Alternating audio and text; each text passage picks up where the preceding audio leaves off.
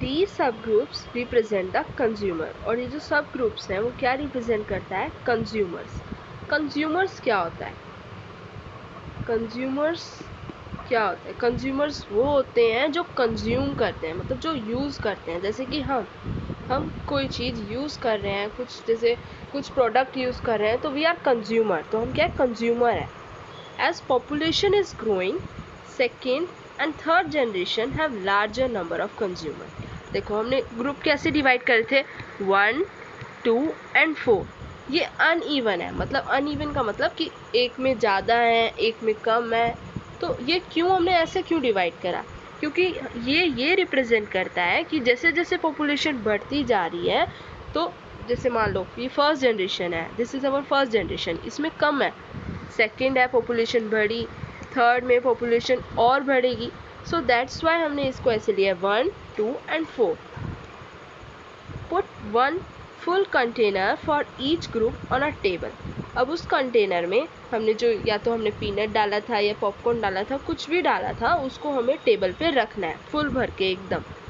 Ask consumer of the first generation from each table to consume eatables from the container of their group. अब हमें क्या करना है? जो फर्स्ट जनरेशन के जो स्टूडेंट्स हैं, हमें उन्हें बुलाना है और उनको ये बोलना है कि जो कंटेनर है उसमें से आप जो ईटेबल्स मतलब जो खाने की चीज़ उसमें है, चाहे वो पॉपकॉर्न है या पीनट है, उसको आप कंज्यूम करो, उसको आप यूज़ करो, उसको खाओ. Now ask the second generation consumers from each group to do the same. अब हमें ऐसा सेम सेकेंड जनरेशन को बुलाना है, उन्हें बोलना है तुम भी खाओ इसमें से. and ask student to observe carefully the availability of eatable in each container. अब हम एज अ स्टूडेंट क्या करना है कि उसको देखना है, केयरफुली ऑब्जर्व करना है कि उसमें कितना बचा है, कितना खाने का बचा, मतलब कितना पीनट्स उसमें लेफ्ट है. If something is left in the container, अगर सेकेंड जनरेशन के बाद भी उसमें कुछ बचा है, तो हमें थर्ड जनरेशन को बुलाना है कि उसमें से कंज्यूम करो. Now finally observe whether all the consumer of the third generation got the eatables और नॉट. अब हमें ये ऑब्जर्व करना है कि थर्ड जनरेशन के हर एक कंज्यूमर मतलब हर एक स्टूडेंट को वो ईटेबल क्या था हमारा? पीनट या पॉपकॉर्न या जो भी हमें यहाँ पर हमें बोला गया था, that is toffee, peanut, roasted gram. ठीक है, उनमें से जो भी लेफ्ट है या उन्होंने खाया है या नहीं खाया. Also observe anything is still left in any container. और ये भी ऑब्जर्व करना है कि तीनों जनरेशन के खाने के बाद, that is first, second and third generation के खाने के बाद कितना बचा है उस कंटेनर में. ठीक है. So now assume that eatable in the container represent the total availability of an exhaustible natural resource. अब हमें क्या एज्यूम करना है? एज्यूम ये करना है कि जो कंटेनर था वो क्या रिप्रेजेंट करता है कि एग्जॉस्टिबल नेचुरल रिसोर्स. ये समझो कि उस कंटेनर में वो नेचुरल रिसोर्सेज हैं जो ख़त्म हो जाएंगे. एग्जॉस्ट का मतलब क्या होता है? जो ख़त्म हो जाएंगे. Like coal, petroleum and natural gas. आप ये एज्यूम करो कि उस कंटेनर में कोल है या पेट्रोलियम है या नेचुरल गैस है जो ख़त्म हो जाएगी. एंड ईच ग्रुप में हैव डिफरेंट कंजप्शन पैटर्न. और हर एक ग्रुप का कंजप्शन लेवल या पैटर्न डिफरेंट है. कोई ज़्यादा खाएगा, कोई कम खाएगा. Are the early generation of any group too greedy. क्या जो अर्ली जनरेशन है, जो फर्स्ट जनरेशन है, जो थर्ड या सेकेंड जनरेशन है, वो क्या टू ग्रीडी मतलब लालची, क्या वो बहुत लालची है? मतलब क्या वो फर्स्ट जनरेशन के लोग ही सारे खा जाते, पीनट सेकंड के लिए नहीं बचाते, या सेकंड के खा जाते, थर्ड के लिए ना बचाते? तो हमें ये देखना है. It may be that the early generation in some group were concern about the coming generation. और या ये भी हो सकता है कि फर्स्ट जनरेशन के जो स्टूडेंट्स हैं वो ये सोचें कि हमें इतना ही खाना है जो सेकेंड जनरेशन के लिए भी हम छोड़ सकें या सेकेंड जनरेशन के लोग भी उसको खा सकें. In this chapter we will learn. तो मतलब इसमें इस पार्ट में ये देखा हमने कि जो कंटेनर है हमने उसको नेचुरल एग्जॉस्टिबल रिसोर्सेज एज्यूम करा, तो हमें ये बताना है कि जैसे हमारी जनरेशन है वो उन रिसोर्सेज को इतना ही यूज़ करे कि जो आने वाली जनरेशन है उनके लिए हम कुछ बचा पाए। In this chapter we will learn about some exhaustible natural resources.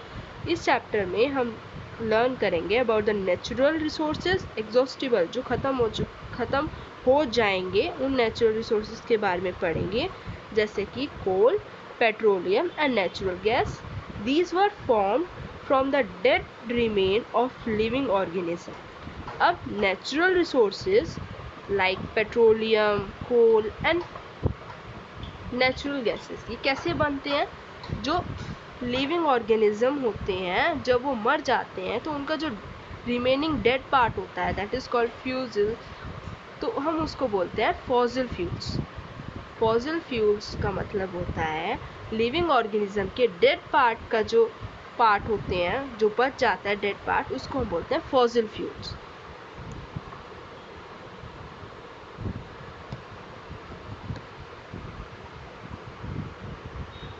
Now coal you may have seen coal और हियर अबाउट इट। आपने कोल कभी ना कभी तो देखा ही होगा और सुना भी होगा उसके बारे में। It is a hard as a stone and is black in colour. ये हार्ड होता है एज अ स्टोन और ब्लैक होता है एक कलर में। ब्लैक मतलब उसका एक कलर होता है। Coal is one of the fuel used to cook food. Coal को हम खाना बनाने में यूज़ करते हैं एज अ फ्यूल, मतलब उसको हम जलाकर उससे खाना पका सकते हैं। Earlier it was use in railway engine to produce steam to run the engine. पहले क्या होता था, रेलवे में कोल का यूज़ होता था जिससे वो स्टीम प्रोड्यूस करे और हमारा इंजन क्या हो, रन हो सके, मतलब चल सके। एज अ ट्रेन चलाने में हम इसको यूज़ करते थे कोल को। It is also used in thermal power plant to produce electricity. अब इलेक्ट्रिसिटी यूज़ करने में भी हम कोल का यूज़ करते हैं। इलेक्ट्रिसिटी प्रोड्यूस जो हम करते हैं as a help of coal हम करते हैं। Coal is also used as a fuel in various industry. कोल को वेरियस इंडस्ट्रीज में एज अ फ्यूल यूज़ किया जाता है, मतलब कोल का यूज़ करके कुछ ना कुछ क्या होता है, प्रोड्यूस किया जाता है। अब story of coal. About 300 million years ago, the earth has had a dense forest in low-lying wetland area.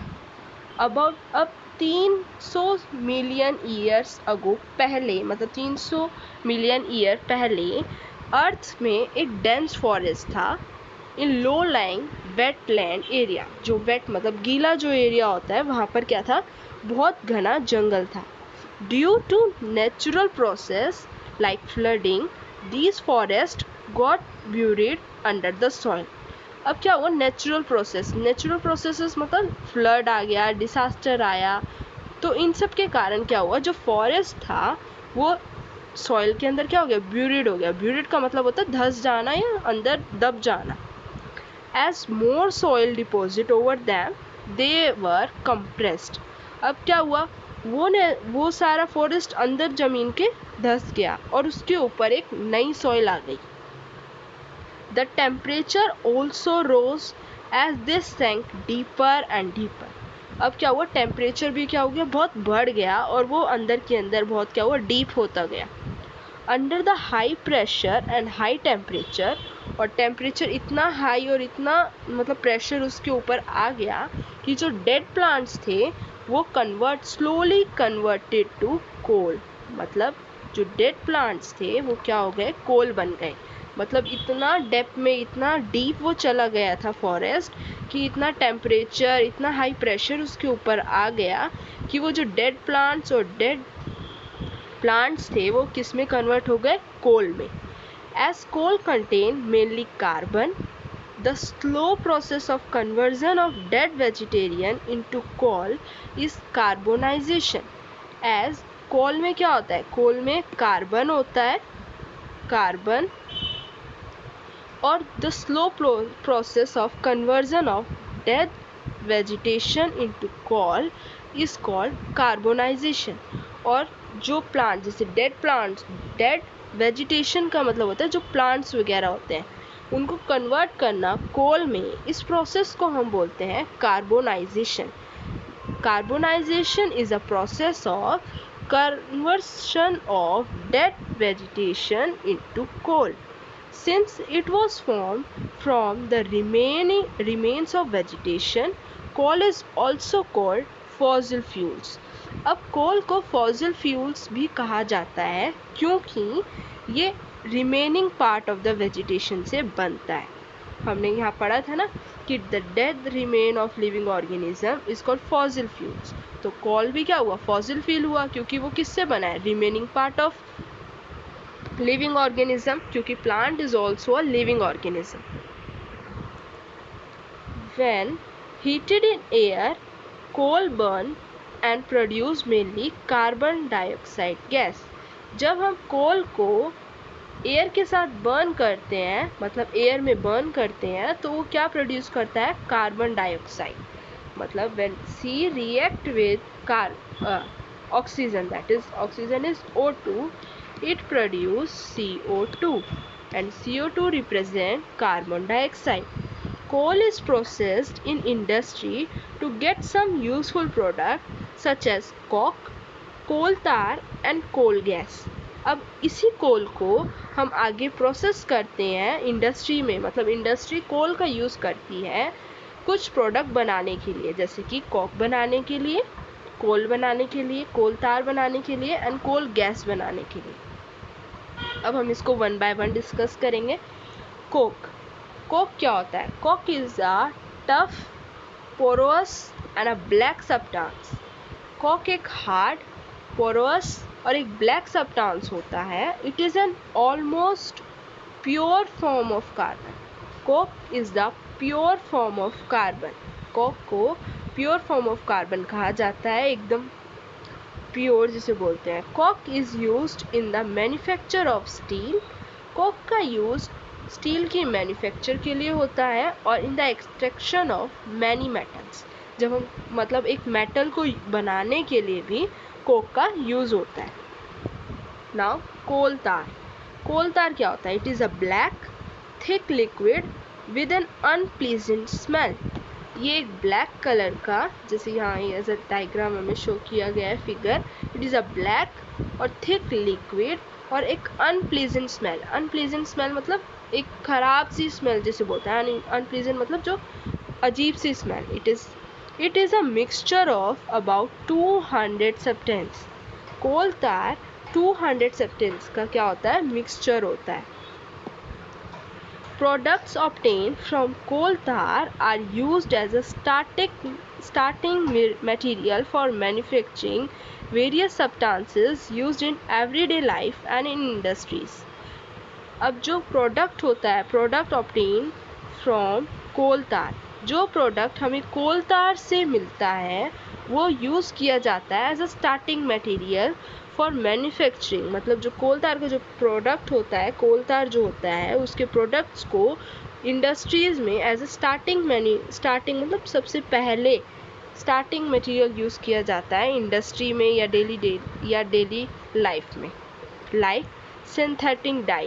Synthetic dye, drug, explosive, perfume, plastic, paint, photographic material, roofing material. इन सब प्रोडक्ट्स में जो starting material जो होता है वो कोल तार के प्रोडक्ट्स होते हैं. इंटरेस्टिंगली नेप्थोलाइन बोल्स कौन सी बोल होती हैं, जो क्लोथ्स में रखी जाती हैं, जैसे कि उनमें कुछ स्मेल वगैरह ना हो. And use to repel moth and other insect are also obtain from coal tar. Naphthalene balls insect को दूर करने के लिए, मतलब अदर इंसेक्ट, इन सबको भगाने के लिए यूज़ करा जाता है, और ये नेप्थेनल बोल्स भी हमें कोल तार से मिलती है. These days bitumen a petroleum product. Bitumen क्या है, एक पेट्रोलियम प्रोडक्ट है, वो यूज़ करा जाता है इन प्लेस ऑफ कोल तार फॉर मेटलिंग द रोड. अब पहले क्या होता था, कोल तार यूज़ किया जाता था रोड को बनाने में, बट अब क्या होता है, ब्यूटामिन यूज़ किया जाता है।